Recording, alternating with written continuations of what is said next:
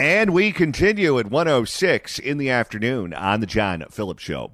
Mr. Brandy Wangs in Culver City. John, the Attorney General Pam Bondi and other feds are checking out Alcatraz today to see if they can really turn it back into a prison, and Pelosi's not happy. Yes, I've said that with stiff competition, this is the stupidest initiative they had put forth. But then when asked what is she going to do about it, all she could do was rhyme. We're going to litigate, we're going to legislate, and we're going to communicate.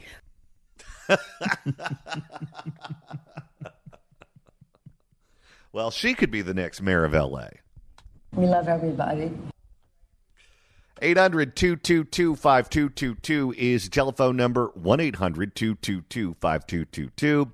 It is our pleasure to welcome our next guest to the program. He is a columnist, founder of the Recall of District Attorney Chesa Boudin movement, and host of the As Mayor podcast.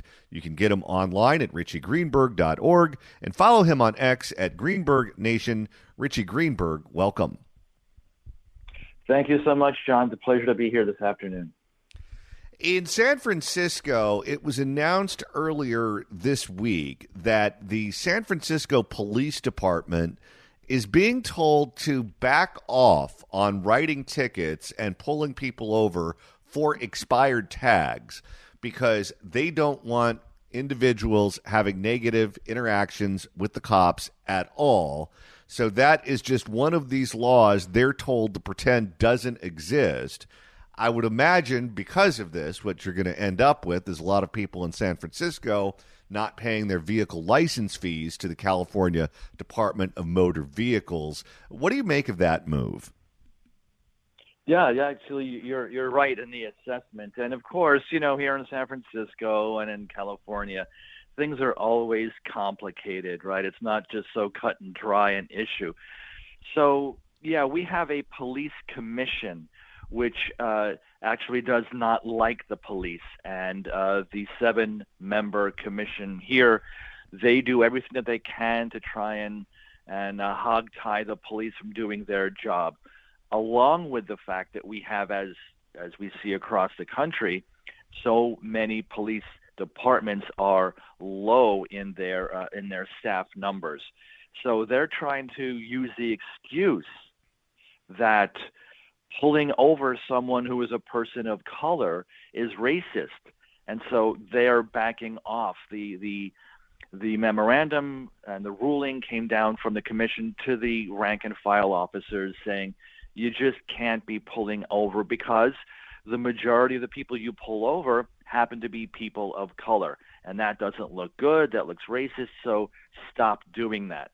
And as a result, what happens is that actually makes it more potentially dangerous for us, for public safety out on the streets, because all of us, and I'm sure you, John, as well as me, we do what we need to do. We have a car insurance, and we get we do the registration renewal every year on time to make sure that we are complying with the rules, right? We're being good, law-abiding taxpayer citizens.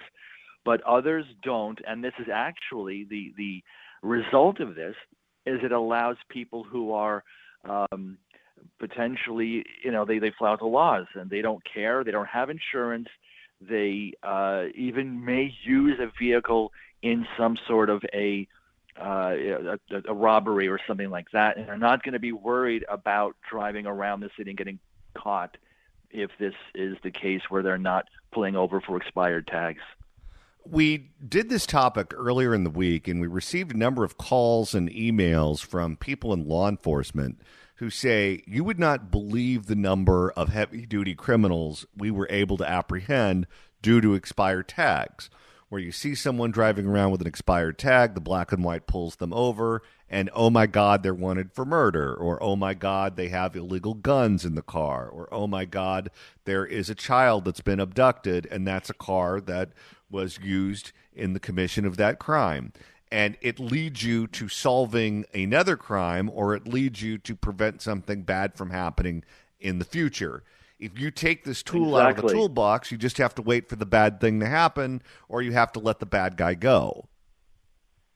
Yeah, exactly that. Yeah, perfect analysis. So Much of this happened here in San Francisco under the previous district attorney, Chesa Bodine, who we all know is famous nationwide now for his radical stance and his non-prosecutorial attitudes. So this change in policy happened under his watch. Actually, it was proposed then. They used this fancy word, pretextual stop. So in other words, saying you can't use such a low-level crime to try and catch offenders. It has to be a much more egregious offense, like the drunk driving and aggressive driving, blowing through red lights. So they tried to reclassify a broken headlight, a broken tail light, failing to signal your turns, or expired plates, or missing a plate at times, are minimal, and we don't want to enforce that. But the result, as you just said, is that this is allowing hardened criminals that may be fleeing from a crime to get away, and that is the big problem here, and that is why we can't just allow this to happen. Citizen groups need to be pushing back at this.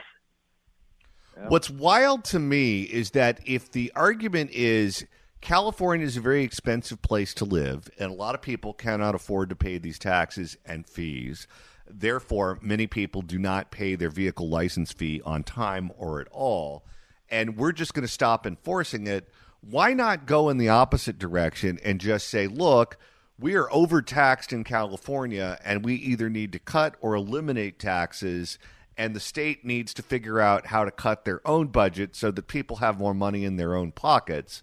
And if we didn't tax people to death, then maybe they wouldn't have negative interactions with the cops. But none of them are actually saying that. Right, correct. And again, you stated it perfectly. Although, this is a phenomenon. This is a feature of this kind of situation with not pulling over or ticketing a vehicle that has expired tags. It's not throughout the entire state of California. It's only in certain key jurisdictions, certain far left cities like over in Oakland and here. Others, like San Jose, they are actually clamping down on this, so it's not really a problem there. So that's why you don't have this kind of rampant expired license plate or registrations running around in that area there, because criminals know to not go there. So we have that problem here. And we know also that this affects when you have a unregistered car or an expired registration car, and chances are they don't have insurance either. That affects our uninsured motorist insurance as well. So it affects everything across the board. We're speaking with Richie Greenberg, host of the Asmare podcast, which you can download wherever you download your favorite podcasts. Richie, there are motorists and homeowners in San Francisco who are being ticketed. They're being given parking tickets for parking their cars in their own driveways. Why? Because if a portion of the car extends into the sidewalk, then they're theoretically blocking a portion of the sidewalk, and that is a violation. There is, in one particular neighborhood, Napoleon, who's running around and calling the city and allowing the city or telling the city that these cars are parked illegally, and they're being ticketed on a regular basis. Yet the homeless seem to have no problem blocking the sidewalks with their encampments, and the city is reluctant to remove those encampments because that's where people are living, even though it's technically illegal. What do you make of the city giving parking tickets to homeowners and law-abiding citizens because a portion of their car is blocking the sidewalk, but there are homeless encampments blocking the sidewalk all over the city without the city ticketing them? Well, the easy answer is that who owns the car or owns the property that the car is parked on, and it's an easy target. You can easily collect any fines or fees from those people. It's the same thing going back to the previous issue. If we're in a car that is registered, current registration, you know who owns the vehicle, you know their address, you know who it is. The people that are blocking sidewalks in tent encampments and elsewhere, you don't know who they are. They're transients, they're homeless, they don't have a fixed address. So they can't extract any money. They can't extract a fine or a fee from those individuals. Plus, you have these nonprofit organizations that are fighting any sort of regulation, any sort of fines, any sort of punishment against against the homeless, against the drug dealers, of course, and the drug users, the addicts. They fight and fight. They don't want any of them to be held accountable, but it's easy to hold us accountable. It seems like there's one set of rules for homeowners, one set of rules for the middle class, one set of rules for people who are law-abiding, and it's anything goes for everyone else. Yeah, exactly. And I brought this up a couple of months ago when there was the idea, and it actually is in practice now. The system's been set up to install speed cameras that are here in certain areas. There's 33 speed cameras that are set up in the city, and if you are a regular, the average taxpayer, hardworking taxpayer, and you go over the speed limit, you'll get a certain fine. But if you're low income, then they'll give you a 50% discount. So that also is an indication and a very good example of how you have a double standard where there are at least two, maybe even three different tiers. And those who don't have license plates on their cars will be able to go right through at any speed and not have to pay any fee at all. So that is true. That's a good example. Well, and this also just seems like a trick question sort of thing, because San Francisco is one of the older cities in the state of California, and those driveways have been there a very long time, and many of them were built before, Cadillac Escalades were around. So these cars are much, much bigger than the driveways are really meant for. So if you're going to park a Cadillac Escalade in one of those driveways, there's no way to do it without a portion of that vehicle sticking into the sidewalk. So what are you going to do? Ticket that homeowner, ticket that motorist every time they come home from work? Well, that's interesting in this story that broke recently about this whole issue in San Francisco. It's not citywide, and it's not a citywide policy per se to go after every single person that is extending their bumper 1 inch into the sidewalk. There's a couple of neighborhoods where there are some clearly anti-car individuals that are a little nuts, and they are purposely reporting those alleged violations. And when they do that and they use the city app, the online app to report violations, apparently these unscrupulous individuals are using duplicate photos, old photos, again and again to keep reporting individuals over and over. It's more of a harassment. So that's what's happening there. There are neighbors who don't like another neighbor, or they don't like that someone has a car or a nice fancy car. I don't know the vehicle specific, but this is a problem as well. The city is not vetting these reports.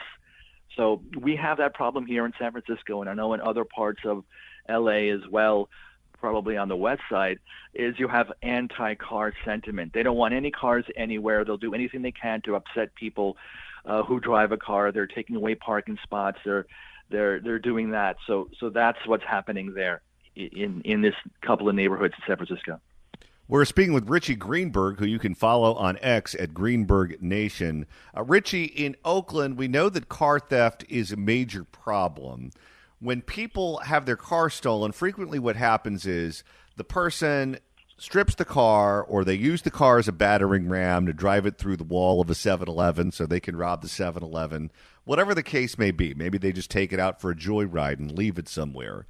Rarely do they park it in some place legally. They park the car illegally because they're just dumping the car. Frequently, these cars receive a number of parking tickets before they're finally towed. When the person whose car was stolen finds out that the car is in the tow yard, the city of Oakland is now requiring that these victims of crime are forced to pay all of the parking tickets and pay the towing fee before they're given their car back. What's going on with that?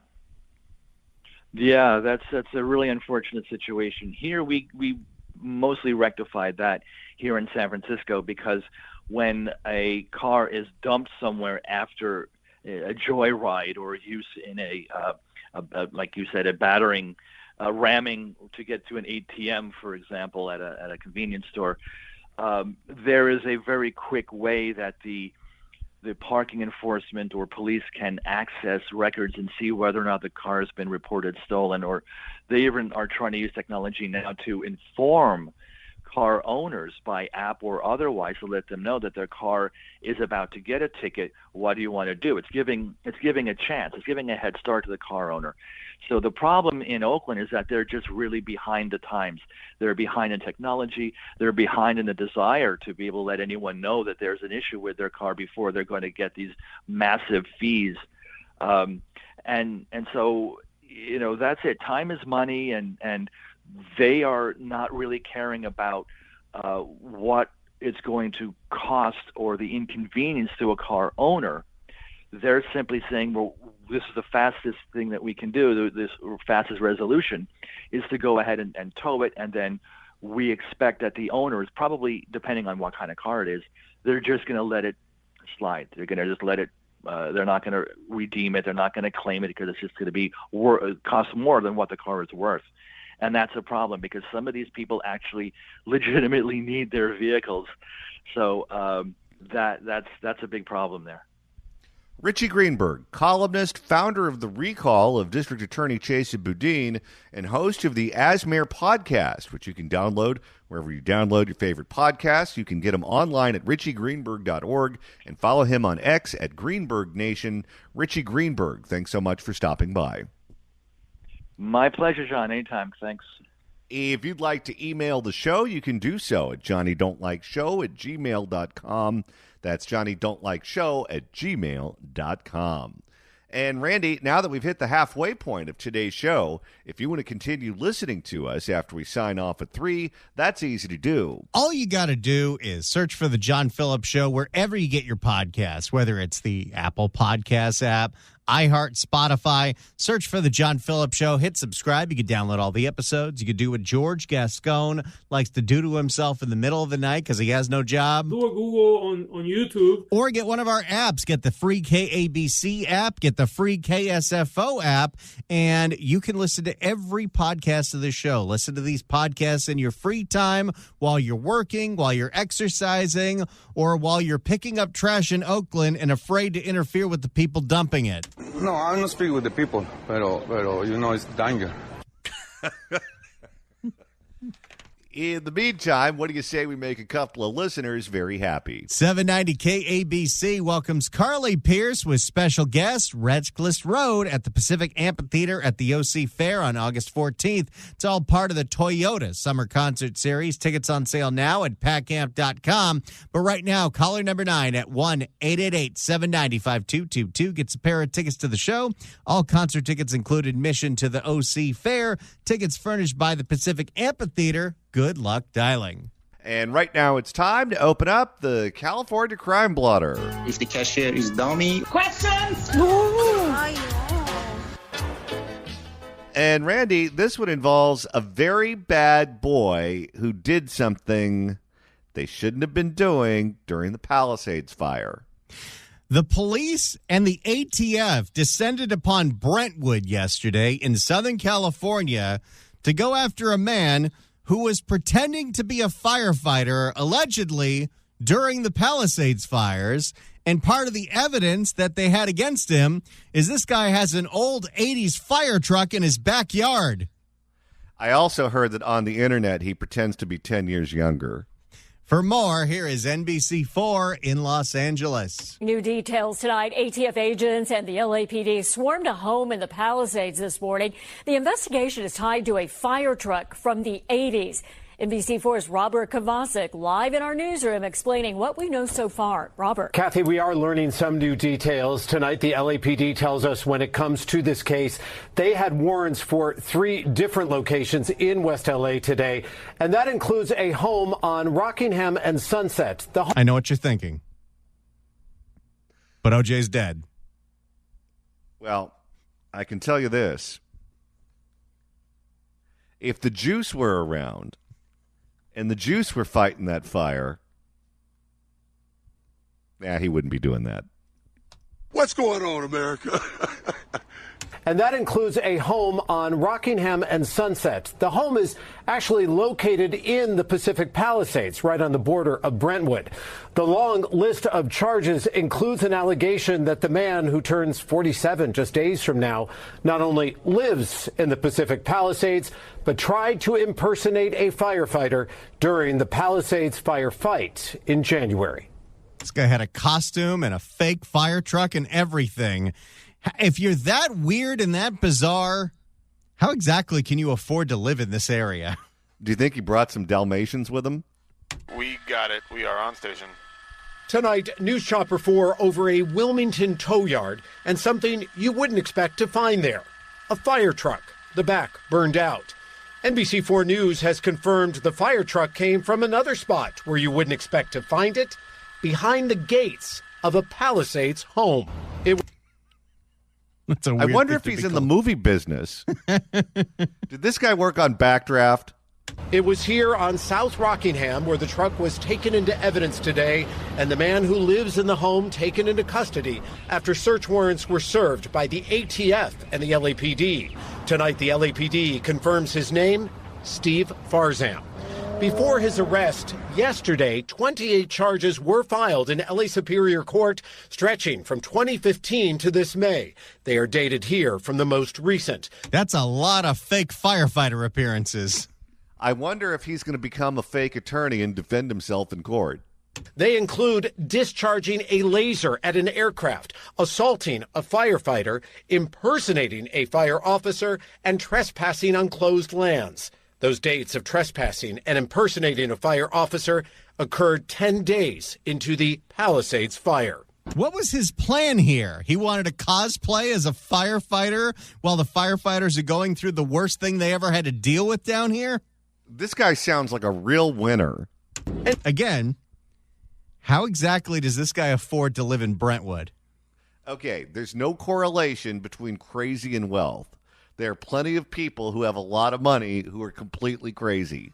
NBC4 News has learned Steve Farzam has not only been accused of impersonating a public officer before, he's been convicted. They are among the charges you see here. Is this one of those nonviolent crimes we don't take seriously in California? This is the reason, by the way, that a lot of widows don't date. Because people tell them, why don't you put yourself out there? Why don't you put out a profile on one of those apps? Find someone. In the back of their head, they're thinking, if I go out on a blind date, this is the guy I'm going to go with. And I'll pass. They are among the charges you see here. He was sentenced to 182 days behind bars and 3 years probation. That was in 2003. And now this guy's been doing this his whole life. Yeah, but you know what, though? He was a model prisoner. He worked on the prison fire department. And now, 22 years later, arrested at his home in the Palisades for allegedly being someone he is not, with the equipment he allegedly used to try and prove it. There were a few people who came in and out of the Farzam home today. No comment. Also, still no word from the ATF. The LAPD says their major crimes division could have more to share soon. Meantime, we just checked, and Steve Farzam remains in custody at the Metropolitan Detention Center in downtown L.A., held without bail. In our newsroom, I'm Robert Kovacic. Kathy, that's the latest from here. Okay, there's definitely more to this story if they're holding this guy without bail, something that is not done often in Los Angeles County. Let's see if he can put this fire out. All right, Randy, it's time to reopen the California Crime Blotter. If the cashier is dummy. Questions? And this edition involves a bunch of Utes causing problems in San Francisco. It kind of reminds me of what happened to Barbara Boxer in Jack London Square when she got assaulted by a bunch of teens who then stole her phone, and she said, "But I'm a grandma." But a bunch of teens assaulted a random woman in San Francisco. Here is NBC in the Bay Area. New at 11, a disturbing incident in San Francisco has neighbors concerned. Police say a group of teenagers attacked a woman last night, and it was all unprovoked. NBC's Gia Vang is in the city for us with the new details. In San Francisco's Rincon Hill neighborhood on Folsom and Main Streets this evening, it's full of people walking their dogs and workers headed home. No sign of the brazen attack on a woman the night before. Jenny Hahn found out because she got an email from a friend who lives in one of the high-rises there. I think I definitely was very anxious when I heard about that. And she knows that, I live alone, so she wanted to make sure I was okay because I walk my dog at night. The first line in the email, one of our neighbors was violently attacked in front of Woodlands Market by a group of 5 teenagers. I wonder how many people got that email and they see it so often they made it go to spam. What's wrong with these little bastards where they decide one day, you know what will be real fun after school? If we go beat up Mrs. Claus. The person who wrote the email, adding they witnessed the disturbing act around 9:15. SFPD says it's investigating. They say the woman was walking down Folsom when the group attacked her without provocation. Police say the woman tried to run away, but the group chased her, they shoved her to the ground, and then they fled the scene. But before they took off, Let me guess, they filmed it for TikTok? Whatever happened to the good old days when they just destroyed bathrooms? It is an interesting thought experiment. Are the kids today worse than the kids of generations past? Or do we just know about all their a-hole behavior because it's all broadcast on social media? Well, I think it's more of a human behavior thing than a technology thing. If Genghis Khan was a teenager and had access to TikTok and cell phones, what do you think he'd be posting? But before they took off, this email had even more disturbing details that the teens surrounded the woman with phone flashlights to record. And then grabbed her hair. Told you. I wonder if she's going to get an after payment. And then grabbed her hair. And so that's really scary. It might have ended thanks to a passing car. The email said a driver intervened, shouting at the group who then ran. A worker in the area saw the aftermath of officers who showed up in front of Woodlands Market. I could just see them talking to a man on the corner. Johnny didn't want to be identified because of another incident that happened to her just moments before. I was bringing... Nobody ever wants their face on the local news anymore. They're all afraid of retaliation. So what is it, just open season on single women in San Francisco?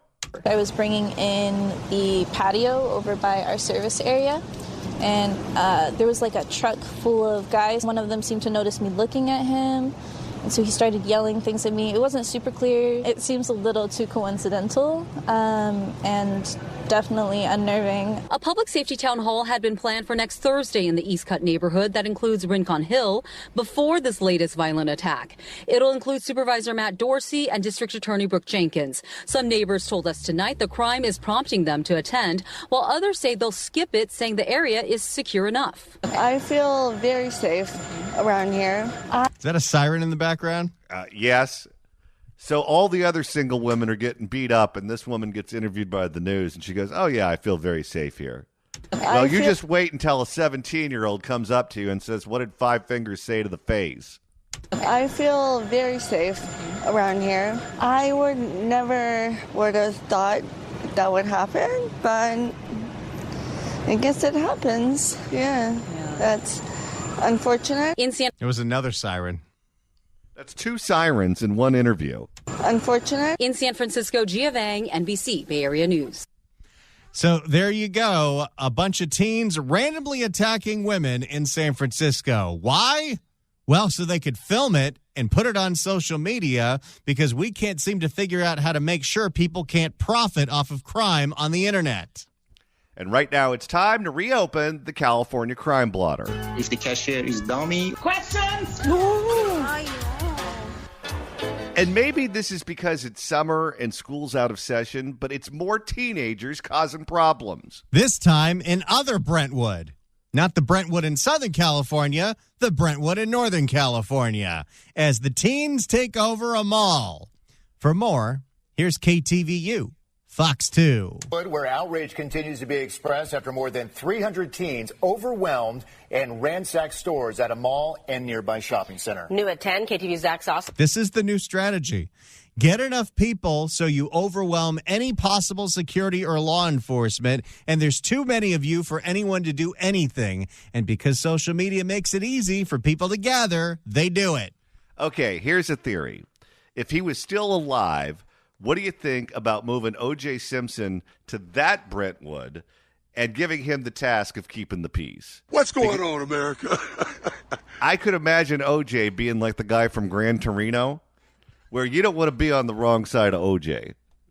New at 10, KTV's Zach Sauce live for us in Brentwood tonight after speaking with employees of some of those shops. Zach? Yeah, and those employees I spoke to say they weren't entirely surprised when this happened. They say the whole thing had been promoted on social media through a number of posts in advance. They still showed up to work, though. You see on social media that the teens are about to take over the mall and you still show up, those people deserve a raise. Boy, social media is wrecking every aspect of life, isn't it? Yes. Exterior damage to any of the stores that I've seen, but a number of them were ransacked on the inside, leaving people who were around at the time uneasy. Just chaos. It was just the cops chasing the kids around, the kids fighting, and it just got rowdier and rowdier. And then you remember it was about a year ago where there was this thing going on where at different malls all throughout the country on the same day, all these teenagers just decided they were going to flood the malls, like the Del Amo Mall in Southern California, the mall in Walnut Creek in Northern California, and a whole bunch of other places, and just start beating the crap out of each other to film it. You know the only store that's equipped to deal with something like that? What's that? It's Hot Topic. And that's because the people who work there have so many piercings, their entire body is a weapon. And it just got rowdier and rowdier. And then several posts to social media capturing hundreds of teens descending on an outside mall and shopping plaza in Brentwood Friday afternoon. Two employees of different shops at the streets of Brentwood describing what unfolded, but asking for their faces not to appear on camera. The whole mall. Everyone's afraid. Every time we do a crime blotter story, people are afraid to go on camera. Well, you know what it is? It's actually, I think you blame social media. It used to be, you're the victim of a crime, you're a witness to a crime, you get on television and, you got your 15 seconds of fame. But now people can find out who you are just by looking up your face, and they can track you down and dox you. Well, think about this, though. Sammy the Bull ratted out The Godfather, and he has his own television show now. These people were the victims of a crime in Brentwood, California, and they're afraid to go on TV. The whole mall shut down, and we were asked to close down as well. Police say several fights broke out, businesses were ransacked, and that some teens ran in and out of traffic. Neither of the employees we spoke to say... Where's all the parents? Parent. Neither of the employees we spoke to say their businesses were impacted, but the Rayleigh's supermarket across the street apparently was. It makes me very upset for my son. I have a 4-year-old son. And so my son doesn't need to see that behavior in his community. In 10 years, he'll be doing it. Yeah. Rochelle Clancy says she wasn't there when the teens showed up en masse, but that it wasn't unexpected. It was all over the Brentwood community, Facebook. Several days. Wait, they posted on the Brentwood Facebook page? Well, then why weren't the cops there? Several days before the mayhem, she says posts like this one began circulating, promoting the mall takeover, apparently part of a recent online trend spreading across the country at other malls and shopping centers. Police report. The malls were already on their last legs, and now the teens have decided to turn it into their own battleground. Now I figured out why they didn't do anything about it after they'd posted about it online. What's that? These mall takeovers are the only way that Sears can get anyone in the door. Police, responded. I just wish that we prevented it and the business didn't have to close and that it didn't affect the community. A big hit for stores on a Friday night in this bedroom community. Another employee at the mall wondering if police underestimated what was about to occur. My daughter's on social media. She's a teenager, and she knew about it days before I did. This is what we need to do. Every police department needs to have a tiny little budget to hire some teenage interns that do nothing but scroll through social media and let you know where the criming is going to be. Whether it's a mall takeover or a street takeover, you've got to get someone in there 21 Jump Street style. Well, it didn't sound like this was any big surprise. It sounded like everyone in town knew it was going to happen. But, yeah, I mean, I don't know if the cops thought it was going to be as crazy as it was. 5 teens were arrested during the night, and at one point, officers performing what they called a, quote, high-risk stop on a vehicle because it was reported the driver had a firearm. Police say no guns were found and no arrests made. In a statement posted to Brentwood Police's Facebook page, the department saying in part, quote, "We will not tolerate this kind of behavior in our city." Sounds like you did. What do you do to these kids after you arrest them? Sentence them to community service at Kevin Spacey's community theater?